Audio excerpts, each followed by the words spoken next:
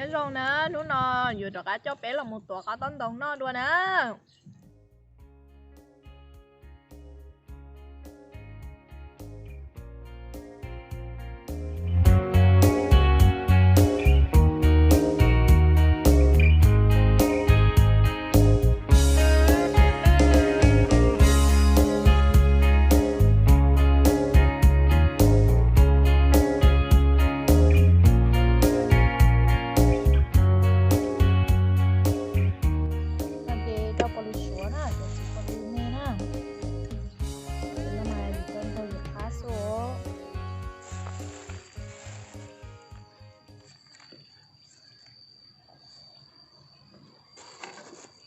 Cho nắm pà đó nè.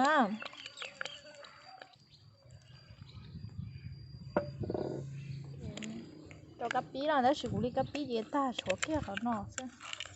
Nọ chứ. Ok.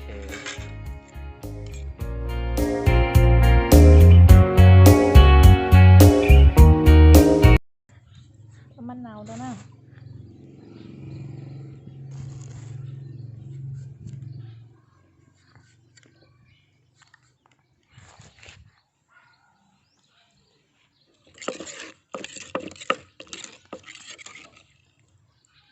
Cá sắp lời đi ơi.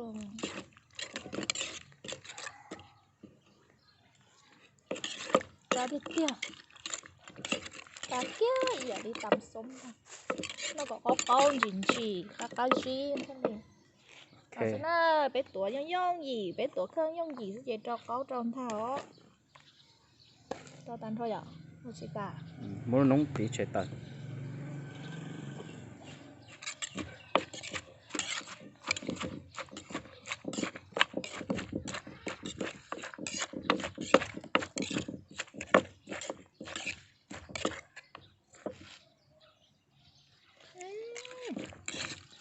Rất là yêu. Thác kia nhà tóm đồng tuấn ha. Không thích sạp báo thì cá một trà gì. Một tuổi thì báo thì cá một đến thế nào. Tàu cá. Tàu kia thì nó sẽ có. Chúng ta có thể gọi nó luôn nào. Tao chỉ mất đầu cho họ nút tài đó cho nó. Nó giúp của chợ rau cũng ba lần nó xuống ha. Nó sẽ rau ba cá sắp lời nữa. Rau ba thì rau chữ nhung thì rau chữ khai thì rau bò. Nó sẽ cho dưới rau ba nó mà cá lại cá sơ.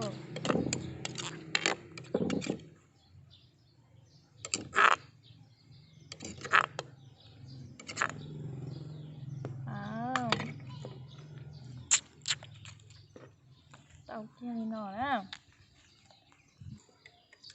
Cá tên là cái đồ này đồ khó. Cá sắp lời đó. Rốt xôm vàng nè.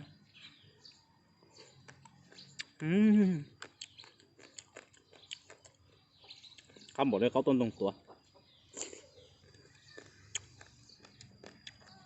Tuổi nó pan rồi.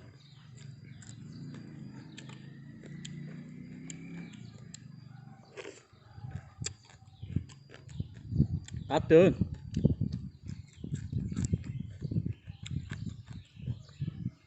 Có suy nhua trong chua. Chỉ non tàu gì trong tá hầu. Trong Covid nó mà. Cho đó nhớ trái sư. Tao trong tổ cáo nó là càn phân nhà nè. Hiện tại sao nó cá tự do suy nhua thế.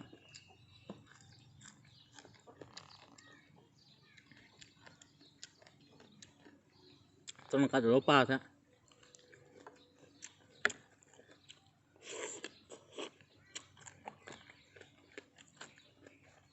Cá tiền nè.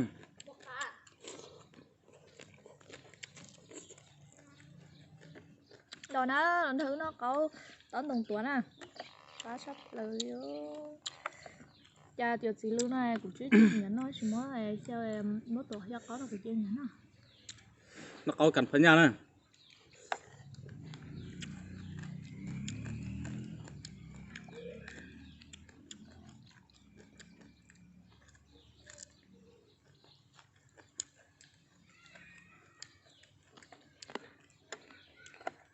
cá tiền nữa. Hình như giờ có nó tôm chả cá luôn nào rồi. Cá.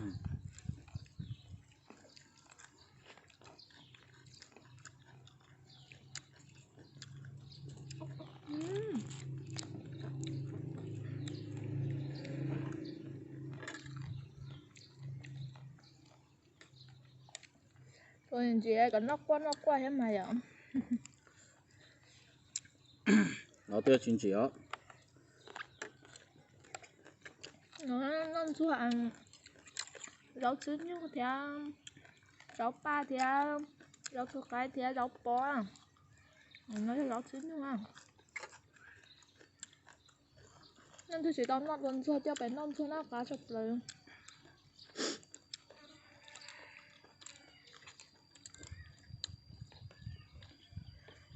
Hiện tại cũng chơi tàu nó chế hết nè.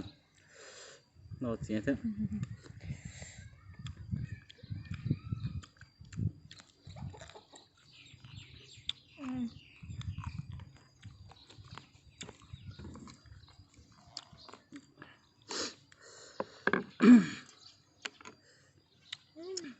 Cá tiền.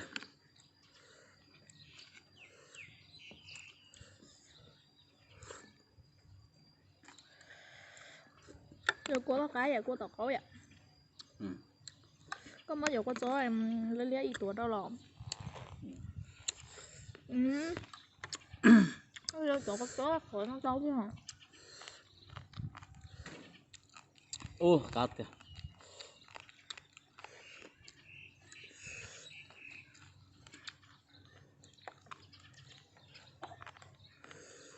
Bây giờ nó sẽ có chó chứ. Nó sẽ tàu chỉ luôn.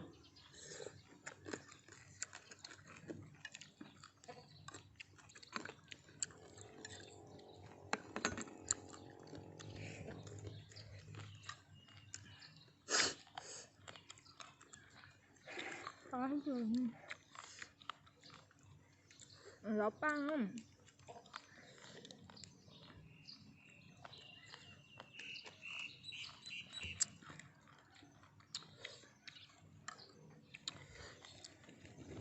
Nó nấu nướng nên nó đi tầm mình.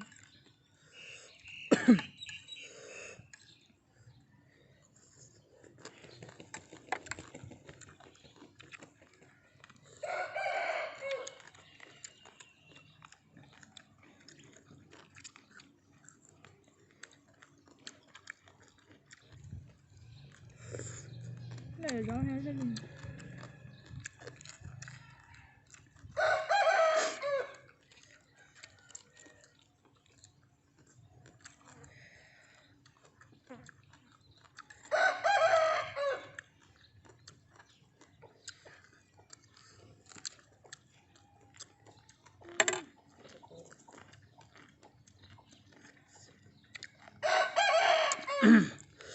Cá lúp lỡ.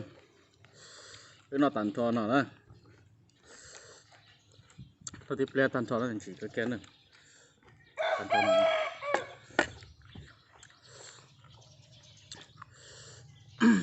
Đó lúc con chó hết đây thì mình chỉ sắp rồi. Đó nó sẽ cái mà suy đó đó. Cái nhà cái là qua bỏ đi thế. Mà suy đó nữa. Chẳng có gì nữa.